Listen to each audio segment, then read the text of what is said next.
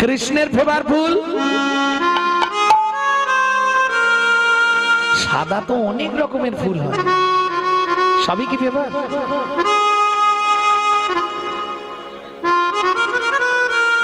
শ্বেত করবী দুর্গার প্রিয় ফুল। মন্ত্র পূজার সময় মন্ত্রগুলো শোনোনি? আশ্বিনে ন ভেষজে ন, আশ্বিনের ভেষজ কি? শেফালি। শেফালি শেফালি বলছেন না? হ্যাঁ, শিউলি। গ্রাম বাংলায় বলে শিউলি নাকি? দুর্গার ফেভার ফুল। তা যাই হোক, প্রত্যেক দেবতাদের ফেভার ফুল আছে। ভোলানাথ বলল ভালোগুলো তোরা নিয়ে নে, যে ফুলটায় ভ্রমরই যায় না, মৌমাছিকে নিমন্ত্রণ করলেও আসে না, মাইকের চঙের মতো, ওইটা আমাকে। যে ফলটা কোনো দেবতা নেবে না, একটা কাঁটা আর একটা আঠা, ভোলানাথ বলে ওই দুটোই আমাকে দে। সমাজে যেগুলো কেউ নেবে না আমাকে দিয়ে দে। কত বড় ত্যাগ দেখুন ভক্তমন্ডলী, ভক্তিমতী মায়েরা। শিব অপমানের কারণে এই যে আপনারা জল ঢালছেন, এটা কিসে জল ঢালছেন? শিবলিঙ্গ। বাহ, কোথা থেকে পেলেন এটা? জানেন? জানেন না? শুনে নিন, আমি একটু বলে দিই। শুভেন্দু, আমি একটুখানি বলে দিই শিবলিঙ্গ সৃষ্টির রহস্য, কি করে শিবলিঙ্গ সৃষ্টি হলো একটু বলে দিই। ভক্তমন্ডলী, ভক্তিমতী মায়েরা, এক সময় শিব নিন্দা সহ্য করতে না পেরে পার্বতী সতী দেহত্যাগ করলেন। সতীর দেহত্যাগের পর ভোলানাথ ওই সতীর দেহটা তুলে নিয়ে ত্রিভুবন ঘুরতে শুরু করলেন, তাণ্ডব করতে শুরু করলেন। সতীর দেহটাকে ছিন্ন ছিন্ন করে নারায়ণ সুদর্শন চক্র দিয়ে কেটে কেটে ফেলে দিলেন। যখন সতীর দেহ আর ভোলানাথের কাঁধে নেই, তখন উন্মত্ত দিগম্বর, দিগম্বর মানে কোনো পোশাক নেই শরীরে, শিবের ওই রূপ দেখে দারুবনে ব্রাহ্মণ কন্যাগণ, ব্রাহ্মণীগণ তারা লালায়িত হয়ে গেলেন, শিবের পিছন পিছন যেতে শুরু করলেন। ক্রোধে অগ্নি প্রজ্বলিত নারায়ণ শিবের এই অবস্থা দেখে জগতে কলঙ্ক রটনা হয়ে যাবে, রাগেতে শিব কি করলেন? লিঙ্গ বর্ধিত করতে শুরু করলেন। পরিমাপ ব্রহ্মাকে বললেন, ব্রহ্মা তুমি ঊর্ধ্ব গতি দেখো কত দূর, আমি নিম্ন গতি দেখছি, স্বর্গমত্ত পাতাল ভেদ করে গেল। তখন নারায়ণ সুদর্শনকে আদেশ দিলেন, 12টা টুকরো করে দাও। যে 12টা টুকরো লিঙ্গ 12টি জায়গায় স্থাপিত হলো, যাকে বলা হয় দ্বাদশ জ্যোতির্লিঙ্গ। কেদারনাথ, অমরনাথ, বদ্রীনাথ দ্বাদশ জ্যোতির্লিঙ্গে রূপান্তরিত হলো। এইখান থেকে লিঙ্গ পূজা আরম্ভ এবং লিঙ্গের আবির্ভাব। প্রেম সে বলো চৈতন্য মহাপ্রভু কি। এইবার বলি, যখন ছিন্ন ছিন্ন করে দিল, জ্বালা সহ্য করতে না পেরে শিব গেলেন কোথায়? এক জঙ্গলের মধ্যে। সেটা কোন জায়গা? পাঞ্জাব প্রদেশের অন্তর্গত কটাস রাজ মন্দির। কটাস রাজ কেন? হরি বল। 3 মাস শিব ওই জায়গায় শুধু চোখের জল ফেলেছিলেন, কেঁদেছিলেন পার্বতীর জন্য। যা থেকে সৃষ্টি হয়েছিল শিবের চোখের জলে একটি সরোবর। ওটা হচ্ছে পাঞ্জাব প্রদেশের অন্তর্গত কটাস রাজ মন্দির, যেখানে শিবের চোখের জলে সরোবর সৃষ্টি হয়েছিল। যখন পঞ্চপাণ্ডব যুদ্ধ করতে যাবে। শিব আদেশ করলেন, যদি যুদ্ধে জয়ী হতে চাও তাহলে কটাস রাজ মন্দিরের সরোবরে গিয়ে স্নান করে এসো, তবে তোমরা যুদ্ধে জয়ী হতে পারবে। বোঝা গেল? ভক্তমন্ডলী, ভক্তিমতী মায়েরা, শুধু তাই নয়, কুন্তী মা ছোটবেলা থেকে যজ্ঞেশ্বর ভোলানাথের পুজো করত। সবাই বলে কৃষ্ণ ছিল বলে পঞ্চপাণ্ডব জিতেছে, এটা মিথ্যে কথা। কৃষ্ণ না থাকলেও পঞ্চপাণ্ডবই জিতত। কেন? পূর্ব থেকে নির্ধারিত হয়ে আছে। কবে বলবো? কুন্তী মা শিবের পুজো করতে যেত যজ্ঞেশ্বর ভোলানাথের। কখন? কুমারী অবস্থায়। তখন কুন্তী কুমারী, শিবের পূজা করতে। যখন বিয়ে হয়ে গেল তখনও কুন্তী শিবের পূজা করে। এইবার একদিন পর্বিত পর মুখোমুখি পড়ে গেল দুইজন, গান্ধারী আর কুন্তী। কেন? গান্ধারী কার মুখে শুনেছে যজ্ঞেশ্বর ভোলানাথের পুজো করলে সংসারে মঙ্গল হয় এবং তার ছেলেরা জয়ী হয়। এই যাব পুজো করতে। এইবার যেদিন গান্ধারী সকালবেলা গেছে, দেখে কুন্তী পুজো করে বেরোচ্ছে। কুন্তী, কি হয়েছে? তুই এখানে কেন? বলে তুমি এখানে কেন? আরে আমার এলাকা, আমি আসবনি। কুন্তী বলে, শোনো, এই যজ্ঞেশ্বর ভোলানাথকে আমি কুমারী অবস্থা থেকে পুজো করি, তুমি তো আজ প্রথম এলে, এখানে হাত বাড়িও নি। কি করবি তুই?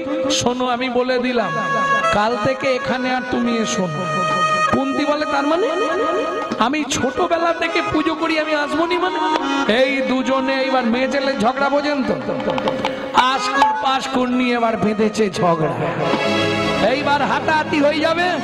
তখন যজ্ঞেশ্বর ভোলানাথ বেরিয়ে এলেন মন্দির থেকে। কুন্তী, বাবা ঝগড়া বন্ধ কর। কেন বাবা? কাল সূর্য উদয়ের পূর্বে আমাকে 108টা স্বর্ণ চাপা দিয়ে যে পুজো করবে তার ছেলেরাই জিতবে, আমি তার দলেই থাকবো। এবার কুন্তী হচ্ছে ভিখারি, তার পক্ষে সম্ভব নয়, ভালো করে বুঝুন। কিন্তু গান্ধারী তো বহু টাকা, গিয়েই দুর্যোধনকে বলে দিয়েছে। দুর্যোধন একবারে কারিগর বসিয়ে সোনার চাপা ফুল তৈরি করাচ্ছে সোনা দিয়ে। কুন্তী এসে মন খারাপ, হবে না। ভীম বলছে, মা খেতে দাও।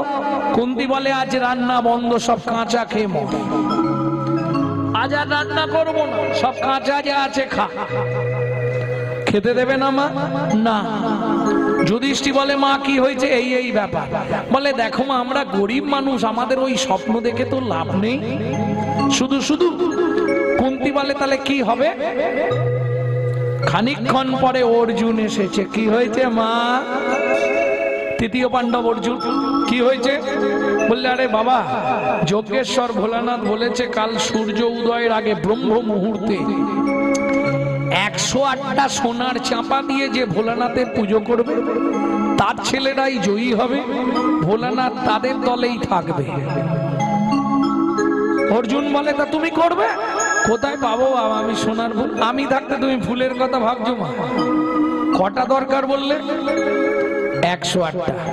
অর্জুন বলে, মা, ব্রহ্ম মুহূর্তে 1008টা স্বর্ণ চাপা মন্দিরে পৌঁছে যাবে, চুপ করে রান্না করো, খাওয়া দাওয়া করে। যুধিষ্ঠির বলে, মা, ওর খালি ফাঁকা আওয়াজ, ও কোনো কমবেন নয়, খায় দায় ঘুমায় আর খালি ফাঁকা আওয়াজ দেয়। তুমি ওর কথা বিশ্বাস করছো? কোথা পাবে? কি উৎখেতে খুদ নেই, বাতাসে নড়ে হাঁড়ি, আর তার বড় বড় খালি ভাষা কাঁড়ি কাঁড়ি। কি করে করবে? অর্জুন বলে, দাদা তুমি দেখে নি, মুখ থেকে যেটা বেরিয়েছে সেটাই হবে। কেন? ভরসা তো তার একজন। হ্যাঁ, এ জীবনে যার কৃষ্ণ আছে তার আর কাউকে দরকার হয় কি গো?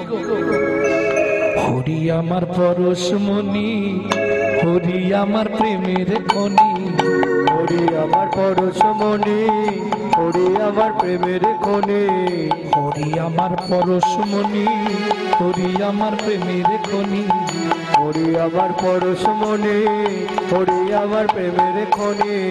হরি নাম জপে যে জন সেই তো গুণের গুণমণি, হরি নামে জপে যে জন সেই তো গুণের গুণমণি। হরি আমার পরশমণি, হরি আমার প্রেমের খনি, হরি আমার পরশমণি, হরি আমার প্রেমের খনি। এবার যে ছেলে আয় করবে তাকে বেশি খাওয়া, একটু যত্ন করবে, অর্জুনকে খাতির করে খাইয়েছে। আর ভাইদের রাগ হচ্ছে, হ্যাঁ দেখেছ মা আজকে এখন অর্জুনের দল, খেয়ে দিয়ে ঘুমিয়েছে অর্জুন। আবার রাত্রে খাওয়া দাওয়া হয়েছে, সবাই ঘুমিয়ে পড়েছে। রাত্রি 10টা বাজে কুন্তি ডাকছে, অর্জুন কি ফুল কখন আনবি?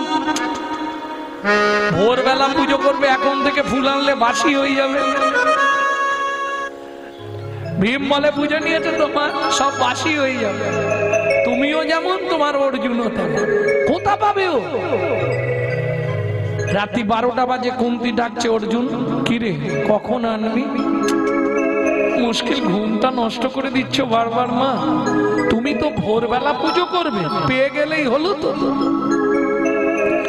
এইবার যেখানে অর্জুন শুয়েছিল সেখানে বালিশগুলোকে চাদর দিয়ে ঢাকা দিয়ে অর্জুন উঠে 12টার পর চলে গেছে। রাত্রি 3টে বাজে কুন্তি এবার ডাকছে, এবার তো যেতেই হবে, 4টে বেজে গেলে মন্দিরে যাবে। অর্জুন অর্জুন বলতে, আরে ওঠ না। নড়ে উনি চড়ে উনি। কুন্তি বলে ভাগ্য আমার খারাপ, খালি হাতেই মন্দিরে যাই, দেখে গিয়ে কি। ভীম বলে মা অর্জুন কিন্তু বেরিয়ে গেছে। বেরিয়েছে? হ্যাঁ বেরিয়ে গেছে, তবে ফুল কতখানি দিতে পারবে এটা জানি। কোথা পাবে মা তুমি বুঝছো না? সোনার চাঁপা ফুল মানে কি 4টিখানি কথা। এইবার অর্জুন বেরিয়েছে বিষণ্ণ মনে। দীনবন্ধু বলে ডাক দিয়েছে। ভগবান কৃষ্ণ এসে দাঁড়িয়েছে। কি হয়েছে অর্জুন? অর্জুন বলে সখা মায়ের এই আশা। কৃষ্ণ বলে এই বাণ দিলাম তোমার হাতে। ধনুকে বাণ যোজনা করে রাবণের ভাই কুবেরের যেখানে মালপত্র আছে শুধু মেরে দিও। এই বাণের ক্ষমতা যা চাইবে তাই এনে তোমার সামনে হাজির করে দেবে। বেশ, কুবেরের ধন লুণ্ঠন করে নিয়ে চলে এলো বাণ গিয়ে। একটা দুটো নয়, 1008টা সোনার চাপা এনে কোথায় ফেলেছে দেখুন। যজ্ঞেশ্বর মহাদেবের যে বেদি, বেদির উপর ঢাকা দিয়ে দিয়েছে। গিয়ে দেখছে মন্দিরের মুখ থেকে একবারে ভর্তি ফুল। কি ব্যাপার বাবা? আর ভোলানাথ তো চাপা পড়ে গেছে, খালি হাতটা বের করে ডাকছে, কুন্তি বাঁচারে, কুন্তি বাঁচারে। কি হলো? কোথা দিয়ে আওয়াজ হয়? দেখে ভোলানাথ হাত নাড়াচ্ছে। কুন্তি এ কি অবস্থা রে? হায় হায় হায় হায় হায়, যে আমি মরেই যাবো, এটা চাপা দিয়েছে। কুন্তি ফুলগুলো সরিয়ে বাবা বেরিয়েছে। কি ব্যাপার? তোর ছেলে নয় বাবা, ধন্য ছেলে তো। আমি তো 108টা চেয়েছিলাম, এ তো লাখখানেক চাপা দিয়ে দিয়েছে। কি করে হলো? তো সে ছেলে কোথায় তা তো আমি জানি না বাবা। অর্জুন বসে আছে একবারে বাবার বেদির পিছনে চুপ করে। বসে বসে কি করছে জানো? কাঁদছে আর গাইছে, যার কৃষ্ণ আছে তার ভাই কি আছে, যার কৃষ্ণ আছে তার ভাই কি আছে। ওগো মা গো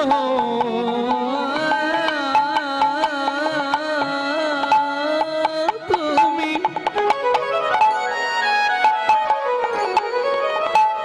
ভবো না মা, যার কৃষ্ণ আছে তার ভাই কি আছে।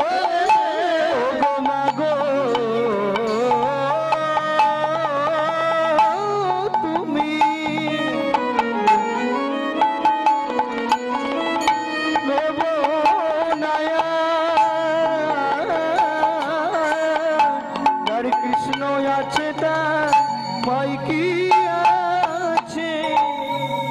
কুন্তি, তোর এটা কোন ছেলে? বলে কেন বাবা, এ তৃতীয় পাণ্ডব অর্জুন। ভুলে যা।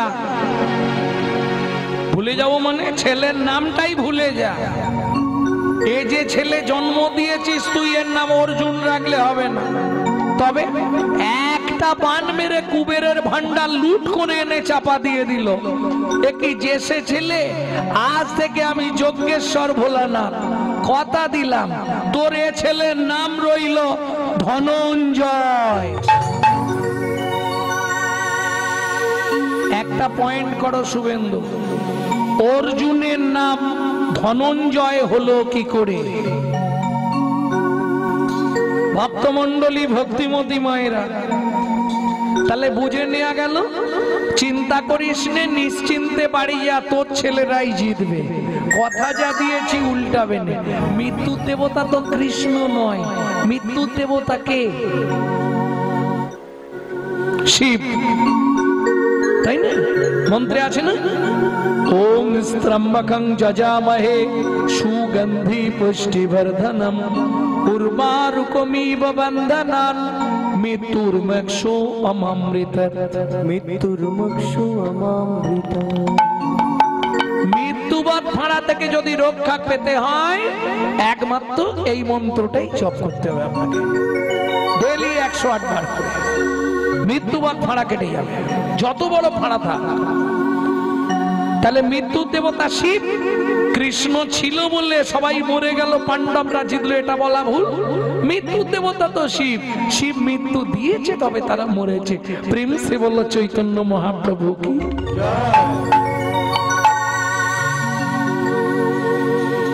এইবার চলুন জায়গায় চলে যাই। তাহলে ভগবান যিনি, তিনি কিনা ফল ভিক্ষা চাইছে, এটা কি করে হয়? কি সেই প্রতিশ্রুতি? শাস্ত্র বলছে, ভাগবতে রাধা বিনোদ গোস্বামীজি লিখছে, পূর্বের প্রতিশ্রুতি করিতে পূরণ, হাত পাতে ফল মাগে ও যদু নন্দন। পূর্বের প্রতিশ্রুতি, কিসের প্রতিশ্রুতি? কোন পূর্বের প্রতিশ্রুতি, কার কাছে? চলুন শুনে নি। চন্দ্রকান্ত নামে আগে ধার্মিক রাজন, চন্দ্রকান্ত নামে এক ধার্মিক রাজন, চন্দ্রবংশের রাজা প্রজার জীবন, চন্দ্রবংশের রাজা প্রজার জীবন। হেমকান্তা স্ত্রী তার অতি গুণবতী, হেমকান্তা স্ত্রী তার অতি গুণবতী, ত্রিভুবনে তাহার মতো নাই কোন সতী। ত্রিভুবনে নাই কোনো তার মতো সতী। ভগবান তো সবাইকে সব দেয়নি, সব দিলে তো ভগবান হয়ে যাবে। রাজার সব আছে, চন্দ্রকান্ত রাজা ঐশ্বর্য দিয়েছে, প্রাচুর্য দিয়েছে, দিকপাল, সবাই ভয় করে রাজাকে, সবাই ভালোবাসে, যশ প্রতিষ্ঠা সবই আছে, কিন্তু একটা সন্তান ভগবান দিল না, এইটাই দুঃখ। এত সম্পত্তি কে ভোগ করবে? স্ত্রীকে ডেকে বলছে, শুনছো কি? আমি মনে মনে ঠিক করেছি, আগামী মাঘী পূর্ণিমা তিথিতে ওই নর্মদা নদীর তীরে আমি দানব্রত যজ্ঞ করব। কি করবে? দানব্রত যজ্ঞ। তার মানে আমার এত সম্পত্তি কে নেবে, কে খাবে, কে ভোগ করবে? তার থেকে প্রজাদেরকে যদি দান করে দিই, ওরা আমাদের ছেলের মতো আমাদেরকে দেখবে, আমরা মরে গেলে খাদ্য শান্তিটাও করবে। এটা তুমি খারাপ বলো না, তাই করো। মন্ত্রে ঢাডরা দিয়ে দাও। আগামী মাঘী পূর্ণিমা তিথিতে রাজা চন্দ্রকান্ত করবে দানব্রত যজ্ঞ। এই যজ্ঞে যে যা চাইবে তাকে তাই দেওয়া হবে। ঢাডরা পড়ে গেল। এইবার চলুন, মাঘী পূর্ণিমার দিন রাজা নর্মদা নদীর তীরে এলেন স্ত্রীকে সঙ্গে নিয়ে। সাজানো হলো থারি থারি ঘর, যে যা চাইবে। মন্ত্রে সোনা এনেছো, সব এনেছো, মোহর, গাভী, অন্ন, বস্ত্র, জমির খরচা সব এনেছো। বেশ, যে যা চাইছে রাজা তাকে তাই দিচ্ছে, কাউকে বিমুখ করছে না। কেউ বলছে মহারাজ আপনার মাথার ওই সোনার মুকুটটা আমাদের দিন, তাই রাজা দিয়ে দিচ্ছে। কেউ বলছে আপনি যে সিংহাসনটায় বসে আছেন সোনার, ওই স্বর্ণ সিংহাসনটা আমরা চাই। যে যা চাইছে, মহারাজ আপনার হাতের ওই আংটিটা খুলে দিন, ঠিক আছে। এত দান। ভগবান মনে মনে ভাবলেন, রাজা তুমি দান করছো বটে রাজা, কিন্তু একবার যে পরীক্ষা দিতে হবে, আমার খাতায় পাশ করতে হবে, তবে তো তুমি দাতা, তাই না? জগতে তুমি পাশ করে গেছো, কিন্তু আমার খাতায় না পাশ করলে তো তোমার রেজাল্ট আউট হবে। চলুন, তুমি কি নেবে? মন্ত্রী, একে এক বস্তা মোহর দিয়ে দাও, পোশাক কিনবে। তোমার কি চাই? রাজামশাই আপনি যে পালঙ্কে ঘুমান, ওই পালঙ্কটা দিন। বেশ, আমার পালঙ্কটা চেয়েছে। মন্ত্রী, আমার পালঙ্কটা ওকে দিয়ে দাও, হাতির দাঁতের পালঙ্ক দিয়ে দাও। তুমি কি নেবে? হিরে মুক্তা দিন। ওকে এক বস্তা হিরে দাও, বইয়ের গয়না করবে হিরে দিয়ে। তুমি কি নেবে? হ্যাঁ, বাড়ি করে দিতে হবে। মন্ত্রী, একে বাড়ি করে দাও ভালো করে, 3 তলা, 3 তলা করে দিই, পাথর টাথর বসিয়ে এসি লাগিয়ে দেন, কোনো চিজ। তুমি কি নেবে? 10 বিঘে জমি। 10 বিঘে জমি, 2 হালের গরু। 2 হালের গরু। মন্ত্রী, এই বুড়ো মানুষ মাপতে হবে না, ওকে একটা শুলো দিয়ে দাও মাসের, ও যতটা দরকার গিয়ে পুঁতে দিই। এই মন্ত্রী যাচ্ছে ঘোড়ায়, আর ও পাটি যাচ্ছে পায়ে হেঁটে। 5 বিঘে, 10 বিঘে, 15 বিঘে। মন্ত্রী বলছে 15 বিঘে হয়ে গেল। লোক বলে তোমার কি? রাজা তো বলেছে যতটা দরকার দিয়ে দেবে। আরেকটু যাই না, 20 বিঘে, 25 বিঘে। মন্ত্রী আবার হাঁক দিল, আরো কোথায় যাচ্ছ? বলে আরে রাজা তো বলেছে যতটা খুশি। 30 বিঘে, 35 বিঘের মাথায় গিয়ে পাটি মুখ থুবড়ে পড়েছে। মন্ত্রী ঘোড়া থেকে নেমে ডাকছে, ও ভাই ওটো, শুলো পোঁতো। আর কোথায় পুঁতবে, সেই পুঁতে গেছে। লোভে পাপ, আর পাপে মৃত্যু। মন্ত্রী ফিরে এলো। জমিদার রাজা চন্দ্রকান্ত জিজ্ঞেস করলেন, মন্ত্রী ওই যে বৃদ্ধ বয়স্ক লোক জমি নিয়েছে? বলে কি বলবো জমিদার বাবু, ইচ্ছা ছিল 35 বিঘে, কিন্তু ভগবানের ইচ্ছা পেল মাত্র 3.5 হাত। পরের জায়গা পরের জমি ঘর বানাইয়া আমি তো এই জমির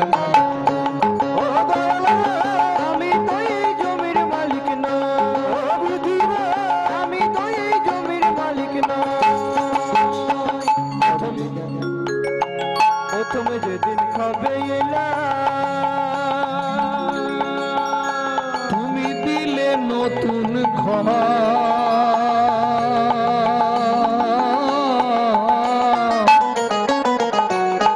ঘরের কথা ভাবতে ভাবতে, ঘরের কথা ভাবতে ভাবতে, ঘরের কথা ভাবতে ভাবতে, ঘরের কথা ভাবতে ভাবতে তোমায় করলাম পা।